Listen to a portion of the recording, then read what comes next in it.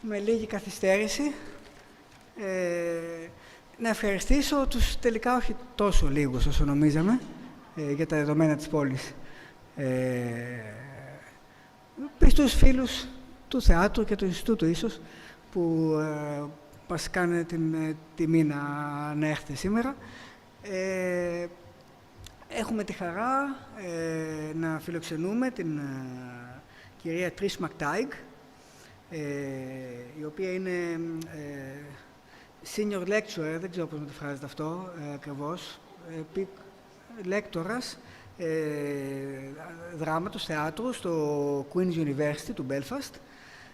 Έχει δημοσιεύσει δύο μονογραφίες, The Haptic Aesthetic in Σάμουελ Μπέκετ's Drama, δηλαδή η αισθητική της αφής, έτσι, το δράμα του Μπέκετ, και Carnivals of Ruin, Beckett Ireland and the Festival Forum, το οποίο το καταλαβαίνουμε, και μια σειρά από άρθρα. Είναι, όπως φαντάζεστε, ειδική στον Μπέκετ, είναι η επιμελήτρια των θεατρικών κριτικών στο Journal of Beckett Studies, το περιοδικό των σπουδών Μπέκετ, και μέλος της εκδοτικής επιτροπής του περιοδικού Σάμουελ Μπέκετ Today.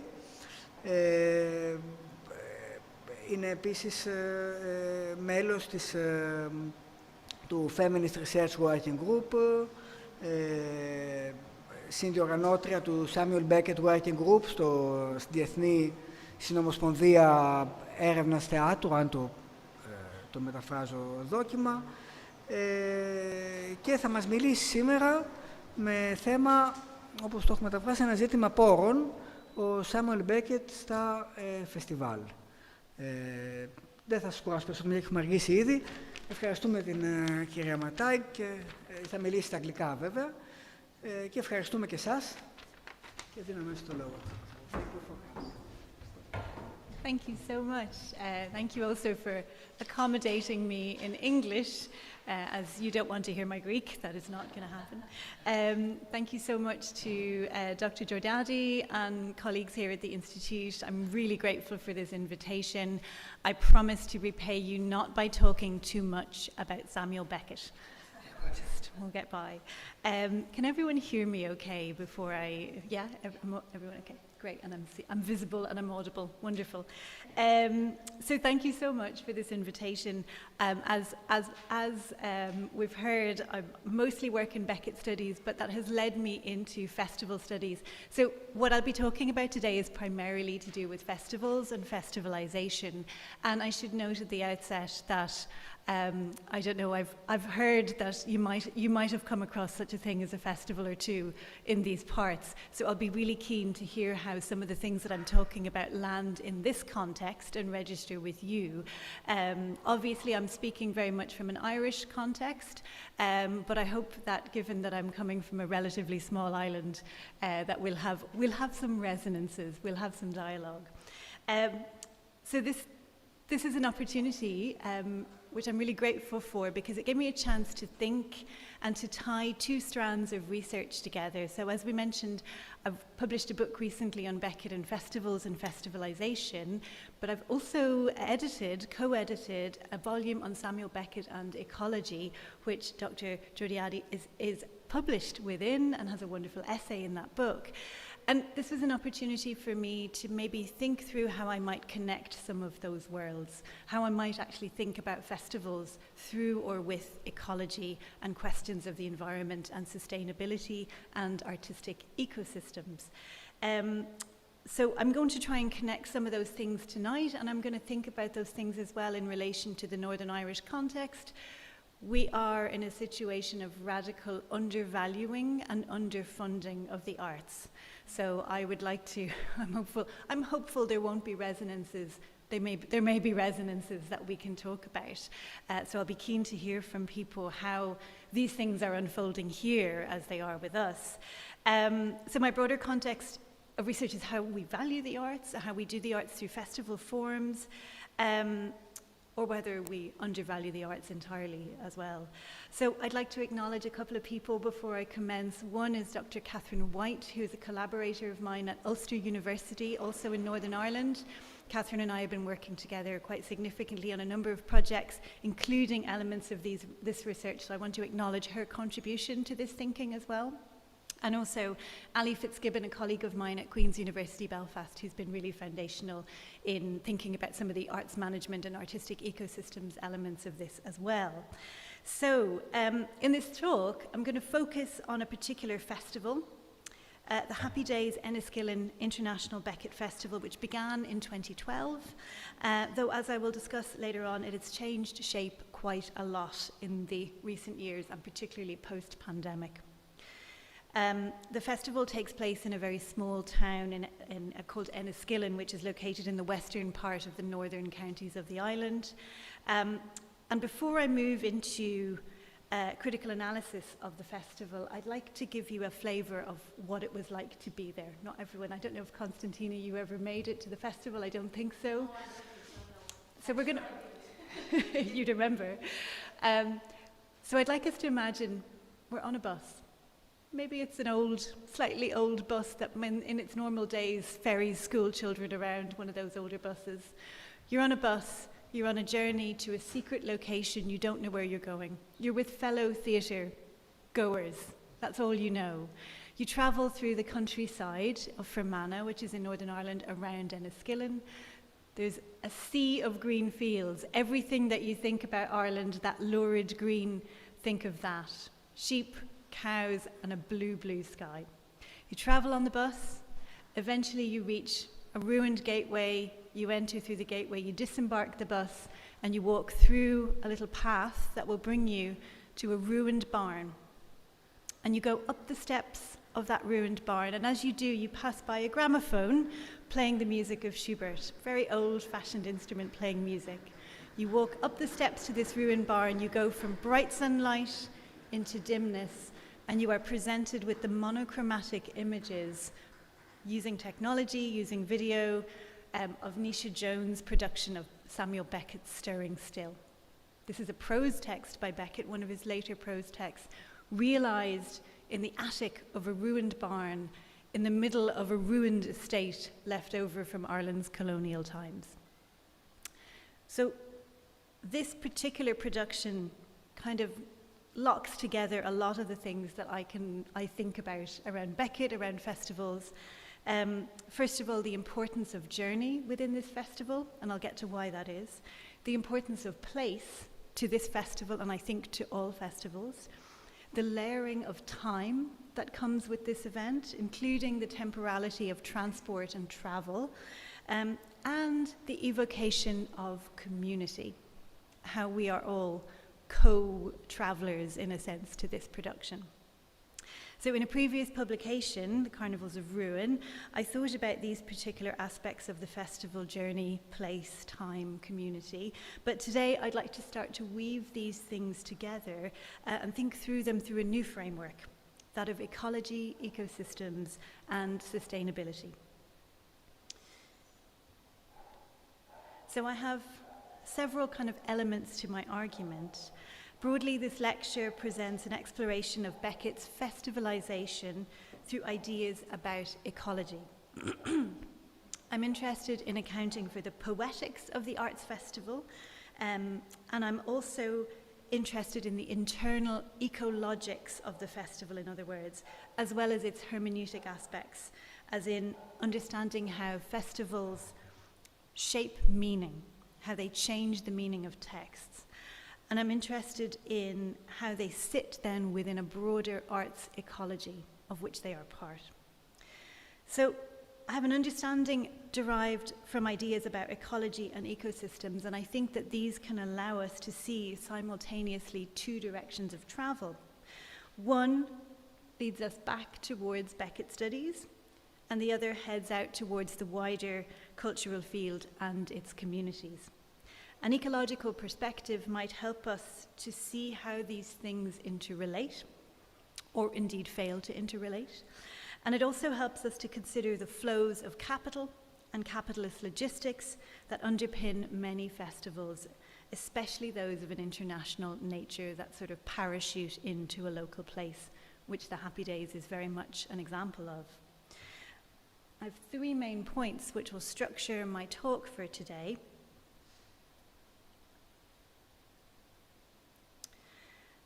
The first one, within the Beckett sphere, festivals function. I'm thinking of these as provocations or proposals.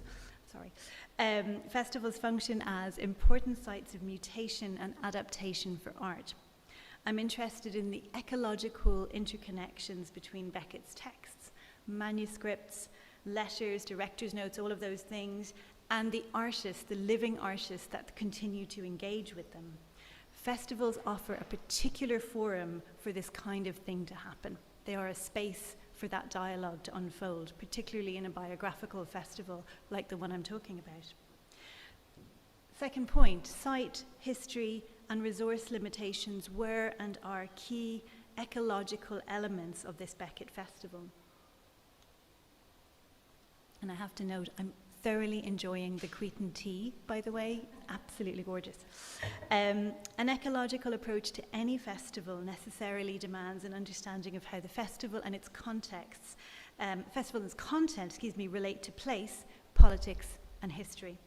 Such a perspective also helps us to understand how place offers resources to arts festivals, and it provokes us to ask questions about how festivals give back to place, or whether international festivals actually do give back to the places that they occupy. That issue emerges, therefore, within the third point that I'm making in my argument, recent pressures to create socially engaged art within the Northern Irish context, and I'll be very curious to hear if that's something that resonates here or not. These are currently shaping Beckett-related work in that region in unique ways. An ecological approach necessarily asks us to think about the relationship between place, art, festival, and community, and how festivals with an international profile might better serve local communities.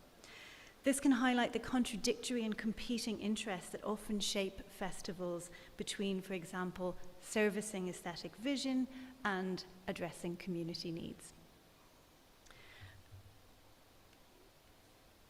There are several methodologies or ways of thinking that I use when in approaching festivals. Performance is a key discipline for me. My background more broadly is theatre studies, so I tend to work on festivals that are arts festivals that are concerned with performance, or that have a theatrical element. I'm interested in the analysis of individual performances within those festivals, but I'm also interested in festivals in tracking how festivals, from a performance studies perspective, tracking how festivals cause bodies to move through space, to think about time, and how people perform within the spatial and temporal constraints that are constructed within a festival. In terms of ethnographic observations, I use these as a kind of source or key data set. Anthropologist Nicola Frost suggests that sensory accounts are the ones that come closest to capturing the uncertainty, precariousness, and playfulness of carnival and other festival forms. And in terms of the archive, I'm particularly interested in how archival research into festivals might help trace an embodied relationship with place, and to track and understand the intangible heritage of a particular region that might be contained in its trace form through the festival archive. I will not dwell too heavily on critical festival studies due to the scope of this lecture. I am sure that you would love to be enjoying what I think is the first weekend of summer here. Wonderful. But I'll note that there are several key theories I draw on. These include ethnologist Ove Rundstrom for his exploration of how festivalization and the eventification of culture, the exploration and eventification of culture, theatre scholar Rick Knowles and geographer Dennis Waterman for their respective critical analyses of the politics and economics of international festivalization, and geographer Bernadette Quinn for her exploration of the relationship between tourism and festivalization. Suffice to say, with this framework in mind, I approach festivals with a very critical mindset and try to be as clear-eyed as possible about the ways in which they relate to local economies and communities.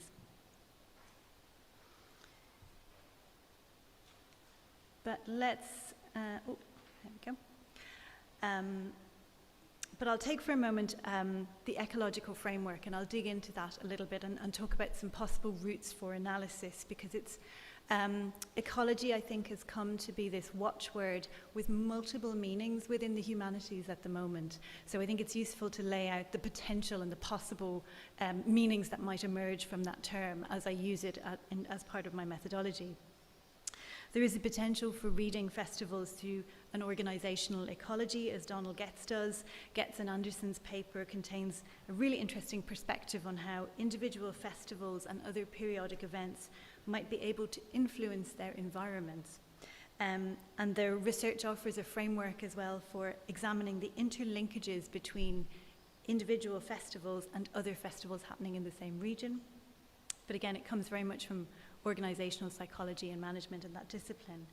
And it does allow us to think about the link between art events, places, communities, and how organisational structures might shape or form that relationship. Roberta Communion's 2017 article is among the few to consider the festival within a particular strand of creative ecologies. She focuses on festivals as temporary clusters of knowledge and networking, in addition to creativity.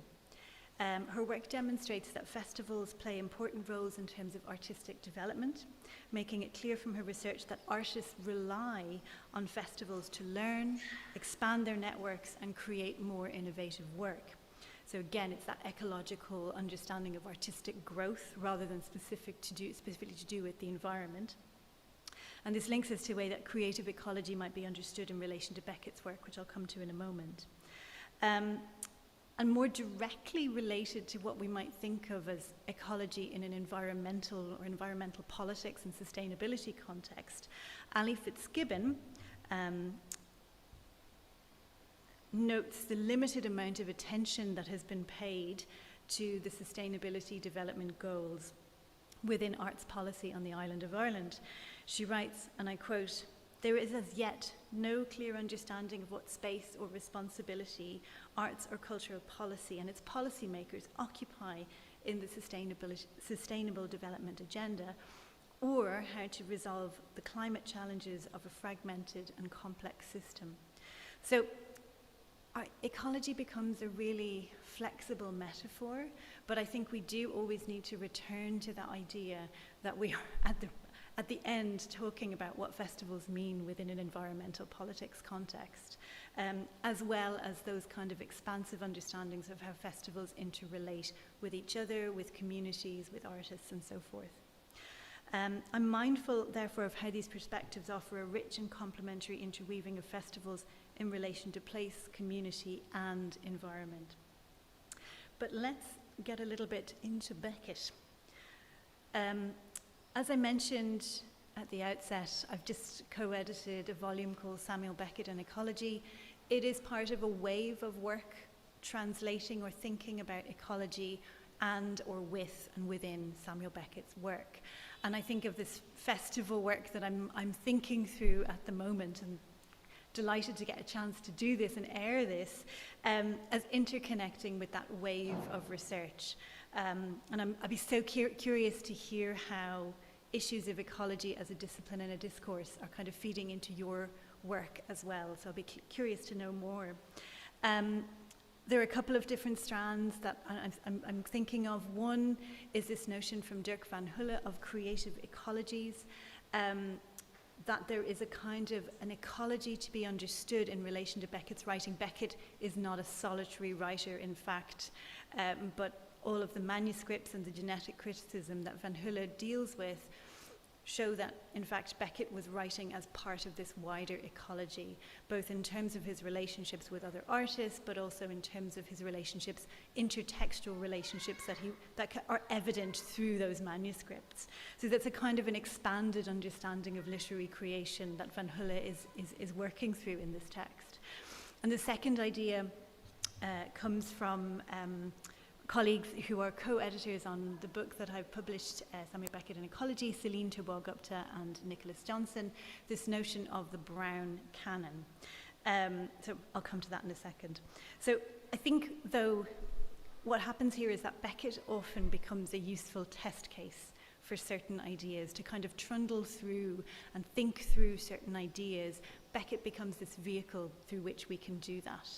And I think it might be a useful test case for thinking about festivals as ecological entities. So Van Hulle's genetic scholarship, we might say, opens up the text not only to trace influence, but to demonstrate the ecological nature of creativity itself, as I mentioned. Furthermore, Nicholas Johnson and Jonathan Heron have referred to Beckett's aesthetic influence through ecological metaphors of virality and self-propagation. So thinking about the kind of afterlives of Beckett's work. What happens after the text? Artists take up, they adapt, they do things with that text, even within constrained circumstances. And finally, in their commentary on contemporary adaptations of Beckett's work, Thobois-Gupta and Nicholas Johnson argue for a reassessment of what can be understood as canonical within Beckett's corpus. Originally, we think of Beckett's corpus as the published canon, and then what Stanley Gontarski has referred to as the grey canon, the flotsam and jetsam that exist outside the publication frame.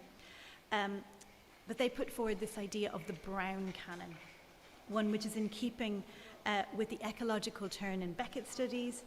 The so-called brown canon looks at ways of describing growth, outgrowth, and hybridization of the oeuvre, essentially trying to track and trace what happens when artists take the work, change it, alter it, adapt it, and how we might understand that as a way of keeping that work alive, viral, self-propagating, all of those metaphors. While James English and Brian Singleton have, respectively, noted how festivals feed the formation of the canon within an Irish context in particular, work that is given to festivals, done at festivals, tends to become canonical in an Irish context. We might begin to see how festivals support what I consider or call an ongoingness of Beckett's work. Festivals are part of what keeps Beckett's work alive and in ongoing dialogue with contemporary art. Festivals are both the offshoot of the work and its lifeblood. It's the way of maintaining its dialogue with the contemporary. So a little bit about Beckett festivals in Ireland, of which there have been quite a few. A few of the main, most important ones include the 1991 Gate Beckett Festival, the 2006 Beckett Centenary, and the Happy Days Festival, which I'm focusing on for today. Samuel Beckett left and indeed rejected Ireland in the late 1930s, pretty much left for good at that point. Yet in the wake of his death, we saw this massive upsurge in Ireland of festivals celebrating Beckett and kind of reclaiming him as an Irish author in ways that were not quite possible when he was alive, given all the terrible things that he said about Ireland. To be fair, Ireland in the 1930s was not a great place for a budding artist. It was not quite stultifying. But what we have in Beckett to connect us to this notion of festivals, I'm not sure if that's visible. Hopefully some people can see that. I should have made it a little bit larger. For those of you unfamiliar with Beckett's writing, I should do a check. Are there any Beckett fans in the audience, actually? We've got 2, 3, 4, 1 undecided. I'm not sure this lecture is going to convince you of anything. But one thing you probably know about Beckett is well, everyone probably knows Waiting for Godot, which feels like a normal length of a play. The later work that Beckett works in from the 1960s on are super short. So we have, obviously, plays like Waiting for Godot, Endgame, Happy Days were all written in the 1950s. They're Beckett's kind of early drama. And they offer, really importantly, from a theatre producer's perspective, I know I've got some theatre people in the audience, from a theatre producer's perspective, that's a solid evening's entertainment, right? That's maybe not a full 2 hours, but 1 to 2 hours. From the 1960s on, Beckett is making work that lasts say, a minute or two in the example of breath, 10 to 15 minutes in the case of Not I, and maybe 20 to 30 minutes in the case of Footfalls. Those latter two are plays written in the 1970s. Because of this, which, you know, it's a problem for a full evening's entertainment, because of this kind of the brevity of these work, festivals have presented a set of compelling affordances for the later work in particular. Different festivals have approached what I'll call this problem of brevity in different ways. For example, if you can see here, the Gate Theatre in Dublin in 1991 programmed lots of multiple billings of the work. So they kind of mashed them all together, curated them as 3 or 4 plays in one single evening. And that was the structuring principle for this. The festival that I'm examining today, the Happy Days Festival, tended to program in a journey to and from. So I'm really happy to share this separately as well. Apologies, it's a little bit small. So there are different ways of solving it. The journey to and from, as I described with that production of Stirring Still at the outset, that journey filled the time as well as being an interesting experience. So it was a to and from event that the work was only maybe 10, 20 minutes long maximum, but that half hour on the bus somehow fleshed out that experience in really interesting ways. So there are kind of creative affordances within festivals particularly that allow for this, I think. But we can suggest, because of the way that festivals afford room for shorter works, they also have a part in keeping that author's work alive and ongoing.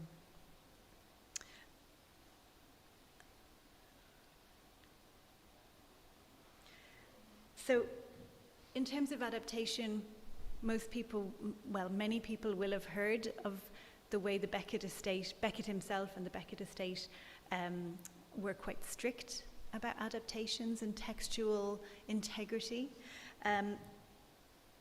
What we see here is an example through the Happy Days Festival of all sorts of adaptations that have happened.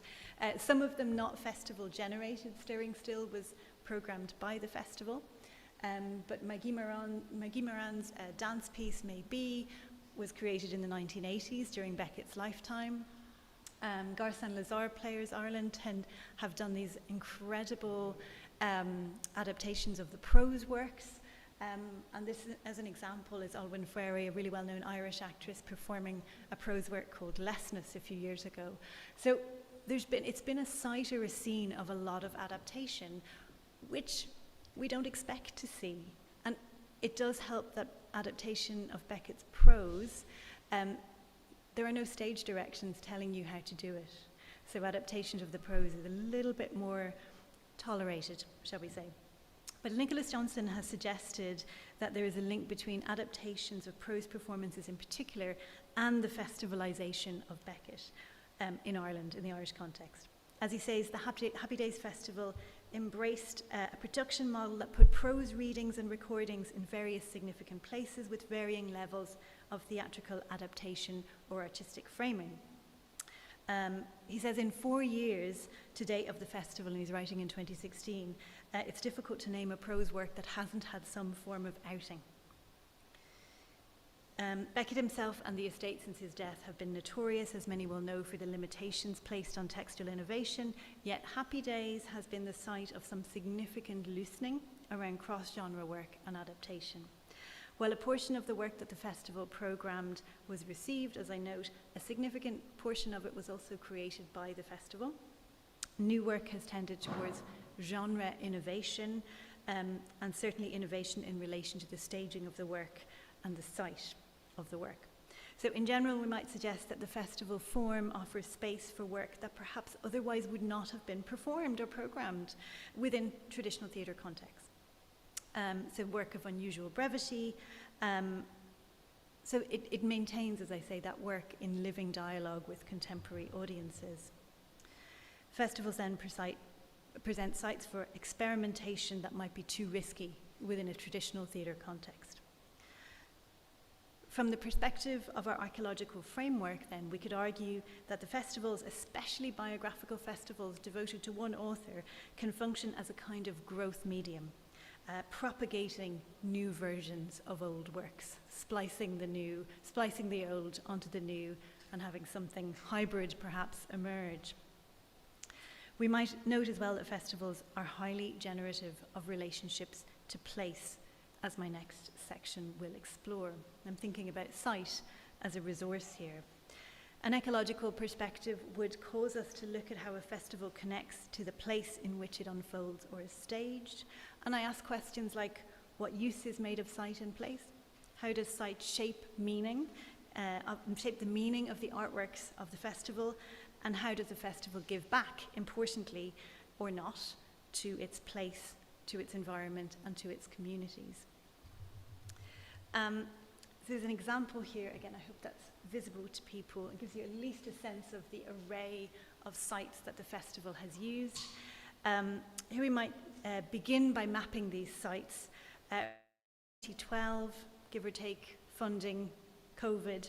The festival looks and feels quite different now than it did 10 years ago, but it remains a multi-arts festival characterised by innovative use of place and space.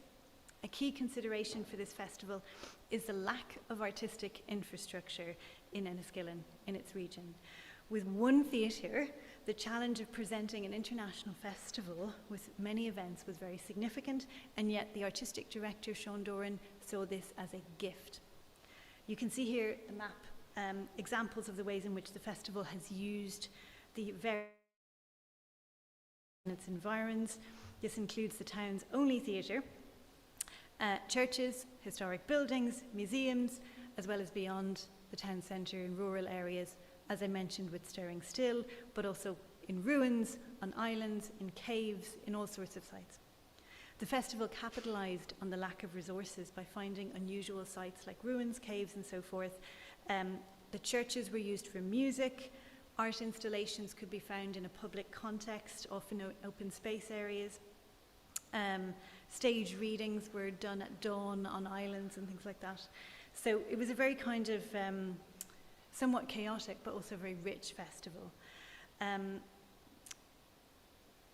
The programming of a journey, as I noted, also helped to manage the brevity of those later works, and the effect of this was to put Becket's work within an environment and see how it generated a new dialogue between the text and the place. An example of this is Not I, Becket's short work from the 1970s, staged in this geological formation called the Marble Arch Caves. You have to travel underground, and we saw Lisa Dwan performing this incredibly difficult and challenging text, which is just a babble of words in the middle of this cave. So quite a feat, quite audacious. Well, this particular festival put artworks in dialogue with spaces and sites and places out of necessity. We could extrapolate from this that an ecological perspective would help us map this process and this interaction within any festival, so it's maybe applicable beyond this one alone. We can see a process of adaptation of artworks to site and of site to festival that's very generative of new meanings of place, and new meanings around the artwork. In a similar way to the way that site resonated with text, this parallels with some of the work that's happening already in Ireland in the Irish context, particularly of Company SJ, Dublin-based theatre company, who have significant amount of site-specific work around Beckett. They get around the estate by the text staying intact. The text is integral. There's no changes to the word, no change to the words, but the bodies are sited often in urban areas, car parks, back alleys, so that necessarily there is change to meaning of that text. And this is in a version of the Happy Days Festival that was presented in Paris. Place becomes a resource to this festival. Even in the years since its inception, material resources in terms of funding have dwindled significantly. Northern Ireland is now has the least funding for the arts in all of the United Kingdom, and spends on the arts barely a fifth of what is spent in the Republic of Ireland, so £5 per capita, compared to over almost £25 in the Republic of Ireland. In describing the art psychology of this region, terms like degraded, denuded, desertified are apt. The recent years of the Happy Days Festival are a telling indication of the state of things more widely, as the following case study will demonstrate. So now I'm moving from thinking about some of the really adventurous and kind of adapted work of the early festival to looking at where the festival is now. What is it up to right now? What does that look like? What are the conditions under which it's operating now? And as an example of this, I'm going to draw our attention to a production called Walking for Waiting for Godot.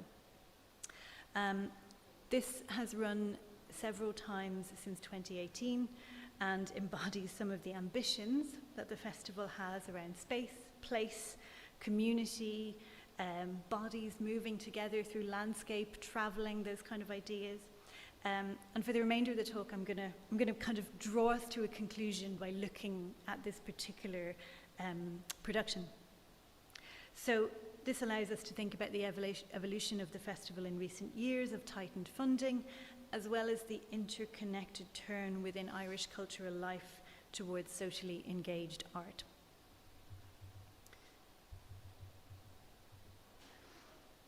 For this production, audiences gathered in the town centre before being bussed to the base of what is known as the Culca Mountains, where they walked through this absolutely spectacular landscape. You can see an image of it here. To watch a staged reading of Waiting for Godot on the side of a mountain, essentially. Sculptor Anthony Gormley's tree, which you can see there, was originally created for the festival in 2012 and forms part of the backdrop for this event. The experience of this production conforms to what Erika Fischer-Lichte identifies as one of the 4 characteristics of the festival, a liminal, unique temporality that constitutes the festival as an in-between time. It also has a necessarily ecological aspect. The experience demands connection with place, landscape. As they move through the landscape on foot, climbing slowly, there's effort involved. It's no mean feat. It's climbing a mountain to see Godot. And I know for a fact a lot of people would rather run several miles than see Godot, run in the opposite direction. But yes, there are people in the world who will climb a mountain to see Beckett, I know. And we're among them. It's really sad, yeah. So this climbing collectively, audiences are kind of confronted with the temporality of the human body navigating the world of the non-human, the space of this very lonely landscape. This was and remains a beautiful event by all accounts, and it is one of the festival events that has lasted from 2018. It was revived in 2019 and most recently revived again last year. But it is a piece of art that carries a broader environmental, a sense or a sign of broader environmental degradation, to use the language of ecology and sustainability. It is indicative, along with some of the recent festival events, of the ways in which Beckett-related work within this region is being shaped by its environment. To be clear, in this instance, I'm talking about the artistic ecosystems and the funding context that shape it rather than the natural environment, though by the end of the talk I'll come back to that idea because I think that is part of the consideration as well. Walking for Waiting for Godot is a good representation of the communitarian practice that the festival has always engaged in which audiences travel together. A key component of any festival, as Karen Zayance notes, is a communitarian imperative, a commitment to generating a collective sense of being together, witnessing art. Through its structuring of the journey to and from the art event, Happy Days has always responded in some way to this imperative. Over the last couple of years, this imperative has become really the only imperative and has started to shape the festival more fully. And this is reflective of a much wider imperative within Northern Irish society, with artists and institutions feeling pressure to make art that is grounded in social purpose primarily and in community connection. So we can see this in some of the recent work. The first image here, in the presence of giants. This was a closed-door, invite-only heritage activism event that took place at the end of 2024, and to which myself and my collaborator Catherine White were invited. Artistic director Sean Doran and co-chair of the festival Paul Sternberg built this festival out of this event, out of curiosity about the blockages to local community. So they have a sense that the festival was parachuting in and not really connecting to the wider community, not really being part of that community. So they were asking why. Unlocking community interest was the most public issue underpinning this event, but a more subtle driver was one that's common to many arts organisations in the region, and that is the need to get funding, to pivot towards social change agendas in order to justify money coming from public accounts, and in particular to access a funding stream from the UK National Lottery Heritage Fund. The second image is a programme, is the front page of the programme from the most recent festival, from 2025, which is a really socially engaged, community-focused event. All the events were free. It happened across 2 weekends. There were conversations. There was walking for Waiting for Godot. And there were public art, like a Beckett chess game that was cited in the town. There's a key difference for me even in the visuality approach, the visual approach here to design, where this particular festival it's colourful, it is accessible, it's approachable. At least that seems to be the logic. So that there's a concerted effort in the last few years then to do this kind of outreach work and to focus on issues that are relevant to the Northern Irish context, as opposed to bringing in international artists to perform for. It's this attempt to create a more grassroots approach to the festival.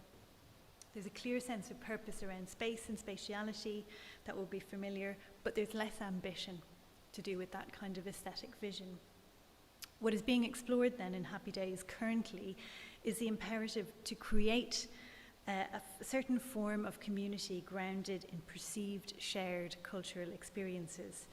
The attempt to emplace or embed an effective relationship to a cultural entity, Sάμουελ Bέkет, and so construct a feeling of shared heritage connected to place.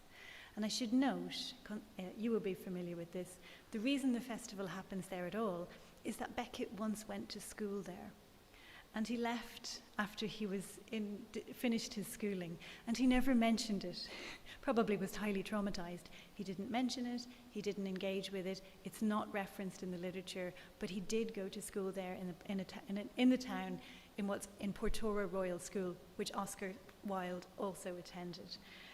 So there's a kind of a festivalization of Wilde happening through this work as well. But there's such in a way, quite tenuous link between Beckett and this place. And I think there are a lot of local people who are, pragmatic in thinking, well, really, how does Beckett speak to me? And it's a good question. As previously noted, Northern Ireland has seen diminishing funding for the arts. So again, if we've diminishing funding for the arts, questions get asked about why we should spend on this thing. And attendant to this has been an increased pressure on arts organisations to meet social change agendas. Fitzgibbon and Hazlitt's qualitative research indicates two significant findings. One is that aesthetic vision is often being compromised in this region for the sake of organisational survival. Their interviewees note the ethical challenge that came with trading organisational survival with maintaining a sense of creative purpose. And the second, it wasn't clear that the participation of communities was genuine or really just a kind of gesture towards participation. And this is a whole pile of qualitative and quantitative interviews they did with arts organisations across Northern Ireland recently. They write that, quote, individual projects were highly participant-led inside the creative process, but participant-led approaches rarely encroached on management and governance. So it was an attempt to be grassroots without that really reaching up into the upper levels of organisations. A key question for myself and my collaborating researcher, Catherine White, is the extent to which this applies also to Happy Days, or to the Happy Days Festival. We think it does, and we think that what we're seeing is a symptom of an underfunded, and I would argue undervalued arts sector being driven to find validation through community responsiveness. What we're seeing is the erosion of an artistic ecosystem, where the arts produced are necessarily out of very limited sets of resources, arts of penury. I will acknowledge that doing more with less feels very Beckettian, and very in line with Becket's aesthetic vision, and some of the creativity of the festival that I've just talked about emerged out of the limitations around infrastructure and a lack of traditionally conceived artistic spaces to make work within. But it is very difficult to continue to make work in this place and under these conditions. And I'm starting to wrap up. And difficult to survive in a context that is increasingly diminished in terms of its resources overall. A lack of investment in the sector, in addition to a lack of coherent cultural policy from successive governments, has meant that there are so many diverse artistic voices that we are losing before they even start. They're just not starting. So let me, by way of conclusion, return for a moment to Walking for Waiting for Godot. Because I'd like to, in true Beckettian fashion, conclude by confronting failure, including some of the failures of this event, as well as in the background, the failures of our local politicians to properly deal with the arts, because I think that some of these failures are quite telling and indicative, indicative of the health of the ecosystem currently. Firstly, I'll note that this was a staged reading. There may have been some very well-known actors who were performed in this particular production over the years, but there hasn't been the budget to do a full-scale production on the mountain. It's a rehearsal, there was no money for rehearsals and so forth. It tells us a lot about the fragility of an ecosystem, and by implication, the region in general. Secondly, though, although I have booked a ticket twice now to walk for Waiting for Godot, I have never in fact seen Walking for Waiting for Godot. I have never walked up the mountain to see this production. Each time, rain. Yes, I believe you've had rain here. Was that a novelty? Well, it's not a novelty with us. Just if you come to Ireland, bring a raincoat. I promise you. But it is actually getting worse as well. So each time, inclement weather has meant that the play was performed in the school hall of Portora Royal School, where Beckett did his secondary school learning. This vulnerability to the weather is both a literal fact. Summers in Ireland tend towards wet, definitely, but they have become and are more likely to become warmer and wetter as we see climate change impacting us. It's also a really telling metaphor for how we might think about the arts here and elsewhere. And in fact, in finishing this paper, I was reminded of Dr. Georgiades' contribution to our recently published volume, Sάμουελ Μπέκετ in Ecology. She talks about the 2007 production of Sάμουελ Beket's Happy Days at Epidaurus, which was performed against the backdrop of the terrible forest fires in the Peloponnese in 2007. I think I'm right with that. So these moments where art meets environment reveal to us human vulnerability. Reveal to us human vulnerability on the one hand, but also they reveal to us the willful neglect by those in power of the things that sustain us. And I put in that camp, the things that sustain us are both the ecology that we operate and move within and rely on, but also the arts that sustain us and give us meaning. And it's here that I think we might tie the ecological framework that I'm drawing, I might tie those threads together. That I think an ecological framework looking at festivals will always return us to this place, to the very messy and complex encounter between the arts and place, and maybe even remind us of the unpaid debt that many festivals owe. Happy Days included, to the human and the non-human environment that sustain them. So I think an ecological understanding of festivals might help illustrate and illuminate this encounter. The next task, of course, is to find a sustainable model for making and doing festivals, and to demand better, much better, for our arts and for our environment. Thank you so much for listening to me talk about Beckett. I'm so grateful. You've been lovely. Thank you.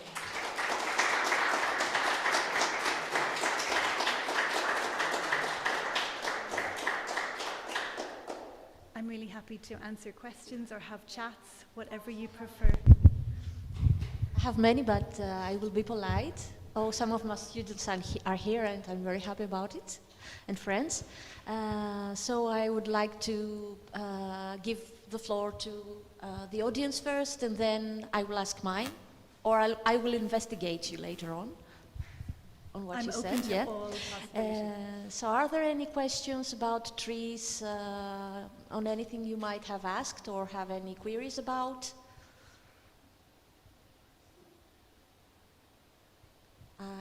I will break the ice, okay? Or maybe Marinos wants to ask. Okay, just a few. Thank you for the wonderful lecture, actually. We don't usually have the opportunity to listen about Beckett in Crete, actually. Yeah, this may be the last time, I'll understand. No, we sure hope not to. Celine and James might also join us sometime, in the future. So I'm just wondering, you mentioned the 1991 festival, and then you went to 2006 festival, okay? And then from 2012 onwards, okay? So why is it in the 2010s, the decade that those festivals arise mostly? Independently of the resources or anything? So I suppose, to be clear, there are two constituencies that we're looking at. There's the Irish Republic of Ireland, Dublin-based, which has, by the 2000s, it has Celtic Tiger money. So there's a lot more money in the system and continues to be more money for the arts. The Happy Days, the inception of that festival, was really the vision of one person. And it was simply, Beckett went to school there, I can do stuff there. And at that time, there was funding. We're seeing since 2012, since the noughties. Key to this, and I didn't want to get too much into Northern Irish history, politics, because we would be here until next week. The post-conflict context, there was significant money put into the arts within a post-conflict context in Northern Ireland, which is now dwindling. So that's the kind of context. Does that help a little bit to kind of text you that? Yeah. Yes, absolutely. I was just wondering also, there is a diminish also of the Shakespeare festivals in the same decade. So my first thought was that Shakespeare comes down and Beckett comes up. I don't know. But from what I heard, it's not like that actually, right? But the situation is almost the same in Greece. Okay. Not many festivals are funded around, especially in the periphery, as we might know, except for the Festival of Epidavros, Okay. as you mentioned before, and the Festival of Athens.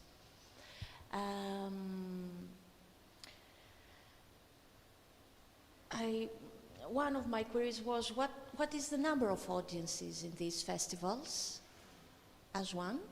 And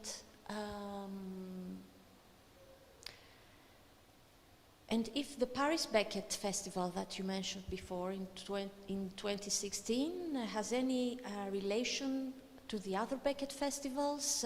Is it the same festival going around? Exactly. Okay. Exactly, yeah. They had a little adventure to Paris and held a festival there. To answer your question about the audiences, when you have a very small venue, you are necessarily limited in the audience. So they might have sold out Okay. but there may have only been places Yes. for 20. Okay. So it's a kind of, I think the number of the audiences need to be understood in relation to the spatiality of that Okay. festival, what it's doing in terms Yeah, of space. yeah. So if it's a massive theatre and that sells out, that's 250, 300 people, but otherwise could be Yes. 20. Yes, okay, okay. And a last question, and I will give the audience the chance to make any questions. All these kind of performances are also site-specific performances, which is a way to renew Beckett as well. Yeah. So how does the Beckett estate, which is very strict as we know, at least as we have heard and read, how do they respond to that? To this kind of novelties in relation to Beckett's plays? Or is the Beckett estate a kind of conventional canon that just exists for Beckett and somehow typically or maybe informally gives the space to the artists to create beyond Beckett's limitations? Thank you for that question. It's a really good one, because there are a few different things to note. One is that in the context of this festival, it tended to come down to a personal relationship, and we can see that in Beckett's life as well. If Beckett liked someone and liked the work that they were doing and respected them as an artist, like Mikhailovici presented Krapp's Last Tape as an opera, Beckett liked him. Beckett didn't like the opera, but he really liked the artist, and he let that happen. And I noticed something similar happen with the festival, whereby the artistic director did all of the mediating with the Beckett family and kind of said, oh, well, here, this is going to happen and this is how it's going to work. He did all of that work with the framing with the family. The artist didn't have to. So what we'll know is a very familiar story is an artist writing to the estate and saying, I would like to do this, I would like to do a transgender version of Happy Days as a film. No, absolutely not. Whereas with Sean Doran, he was tending to advocate for the artist without them having to do that themselves. And I think there's been a loosening in the last few years, a little bit of a loosening around cross-genre adaptation. But yeah, does that answer your question sufficiently? Yes. Yeah, lovely question. For a long time, and also I was wondering if they are also funding some projects, or they just take the royalties from the plays. Judging by the production of Waiting for Godot with Keanu Reeves last September, I think it was, that grossed something like $1.5 million in 10 days. Maybe even a for week. The estate or for the that whole was, of the that company? was the profit for the production. Okay. Yeah. But it made a significant dramaturgical change to that production, which the estate sanctioned. Oh, okay. So I can't help but think. Yeah. Oh, thank you for that. I didn't know that because. Yeah. It's worth having a look at what they did. Yes. Someone should probably write about it somehow. Yeah. So are there questions for Trish? Anyone? Yes.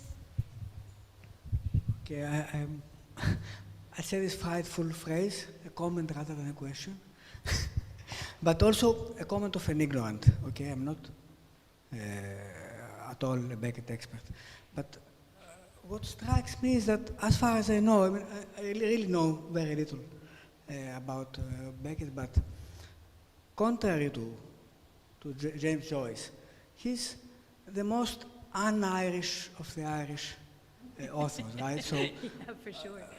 All I know about Beckett's work is something that is not even in France or wherever. It's out in some space that is very, very abstract. So there's very little, if any, trace of Ireland into his work, right? So I find it impressive. I mean, I don't know if you want to comment to this, that all this kind of localization of I don't want to say appropriation because this has a negative meaning, but this kind of all this wave of festivals, and also festivals so much knit and closely knit with the space, the Irish landscape, the school, and so on, is in a very sharp contrast with the work itself, which might be very Beckettian. Mm-hmm. Yeah. After all. Yeah, it's a great question. Thank you, because you are correct. What we see, and actually I'm speaking to your class tomorrow about, and I'm using archival materials from the 1991 festival, and there are reviews in the festival that talk about Beckett coming home. And we're suddenly, oh, Beckett is really Irish. And part of that is dramaturgical. Part of that is having it on stage with very Irish actors like Johnny Murphy and Barry McGovern, who do a lot of kind of rhythmic work. They're very talented performers. It's not just accent. They were really talented performers who did a great job with that production. But in a sense, they construct a version of that text as an Irish text. When it landed at that time, it was heard as the real Beckett in some quarters. Right. Now, I don't have any sense of that. You know, I think there's been a lot of critical work around Beckett's Irishness and a lot of interesting post-colonial framing of Beckett as an Irish author. Beckett is an émigré author who happens to be rooted in Ireland. Ireland remains within the text, but it's complicated. It's trace. It's in fragments often, but it's there. But you're quite right to pick up on this notion that there's a kind of a nationalist framing around these festivals, particularly the Dublin festivals.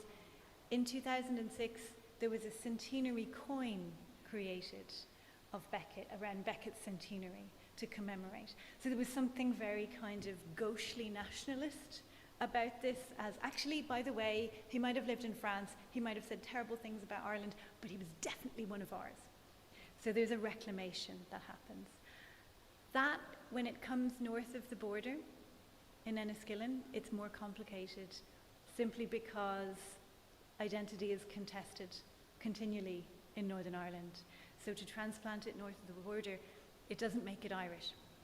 It makes it something else, I think, but it's more complex than that. But yeah, if we're picking up a hint of kind of nationalist, go on. No, this would be Yeah, yeah. the difference north and south. Yeah, and it's a contested region. Identity is not settled.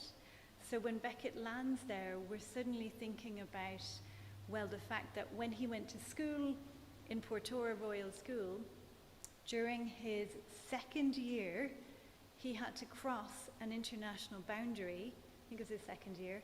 He crossed a newly created international boundary that separated the south of Ireland from the northern 6 counties. That happened while he was at school. So he went home in the same country and went back in September, having had to cross to a different constituency, a different national constituency, because of that partition. So that history is there, and I think it sits in that festival in very interesting ways. And it doesn't allow us that reclamation of Beckett as an Irish author, but constantly asks us to think about, what are you doing with this author in this place? And I think some of that also connects to what I'm saying about community, as in, who's this Irish guy? Even though Beckett was a Protestant, not identifying with Ireland, there's some of that kind of limitations around identification of this, who is ostensibly in that region an Irish author now. So it's not resolved, in other words. Does that answer your question a little bit? Yeah. Thank you for that. Any questions? No. So there is a Greek director that says that Beckett is in the future. Theodoros Terzopoulos, the one. So we'll maybe see many other performances of Beckett, because his plays are very closely engaged with the environment. That's how we usually interpret them today. So I don't want, although I have some questions again, but like Are these festivals popular outside Ireland? Are people coming just for these festivals? Yes and no. Now that we've moved to a socially engaged model, they're much more grassroots. But I'll note that Beckett is a very I didn't have space and scope to go through what's happening in Europe. We have festivals in Roussillon, where Beckett hid out during World War II, festivals in Liverpool, which are connected to the academic community there. So I would count him as a festivalized author or a festivalizable author. That's flourishing. But I think the conditions, the economic conditions are such in Northern Ireland that it is only moving towards a grassroots direction. Thank you so much.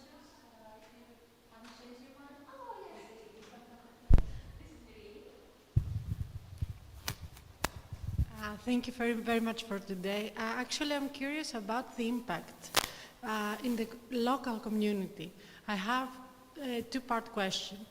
Firstly, I wonder if there is local actors and actresses, they participate, and how this maybe influence theatrical groups or the creation of an artistic life, if it's an initiative.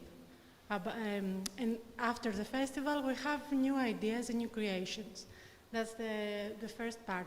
And secondly, I wonder if this festival doesn't exist anymore, the community will react. That's the other question. Thank you. One way of answering your question might be a colleague of mine, when we went to the 2025 Oh My God Oh festival, I had the colourful brochure last year. A colleague told me that she went to the desk in the hotel and said, "Oh, do you know about this festival that's happening?" And the woman behind the desk went, "What festival?" So no, there's a failure, I think, at work to reach the local community. And I think there's a bigger failure in terms of arts policy and arts education that's UK-wide, but particularly bad in that region because it's quite a rural region and it's not supported properly through the arts. So there isn't, it's almost like we're looking at the soil, there isn't fertile soil there to begin with, I think. And that maybe is the thing that needs to be worked on, and that's governmental and it's policy related. So in an ideal circumstance, you would think that a festival comes, does really interesting, radical work, and the local theatre community are like, yeah, cool, I want to do that. That has not happened because I don't think there is that strong local theatre community there. And I think there are artists, there are people working, there are people doing interesting things, but I don't get the sense that most of the artist community tend to move to the cities, to Belfast, or even to Dublin. So there's a kind of, again, a denuding of that community there. And the question for me is then, what is the festival doing to support that? Can it support that on its own? And I'm not entirely sure that failure, that infertility of the ground can be fully dealt with. So it doesn't include local communities too. That's why there is no link. Exactly. That's been the struggle. So it's all of the funding tends to be, the thinking around funding tends to be, oh yeah, this is fine, but how is it relating to the community? And if you have a festival that hasn't been relating to the community, that isn't a grassroots festival, that becomes really difficult. And then you've got that grassroots imperative also kind of compromising artistic vision sometimes, not always. But yeah, it's a great question and it's a knotty problem. Thank you.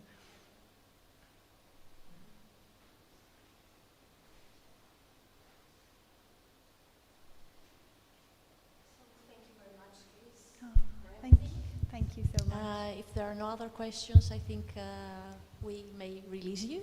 So, thank you. It was very nice. Thank you so much. Thank